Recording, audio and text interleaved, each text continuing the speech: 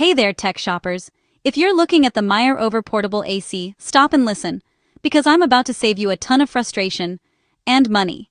So, is Mirover AC a total scam? Honestly, yeah.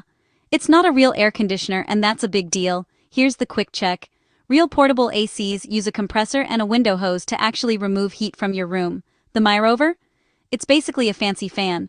No compressor, no exhaust hose, and no real cooling power. Let's break down the red flags. First up, misleading marketing. The ads call it an air conditioner, but it only uses water evaporation or just blows air. In most climates, that won't cool your room.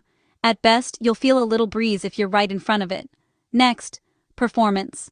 Real ACs can drop your room temperature by 10, even 20 degrees. With the Mirover, customers say the temperature barely changes, even after hours of running. In fact, some people found their rooms actually got more humid, not cooler. Reliability? Not great.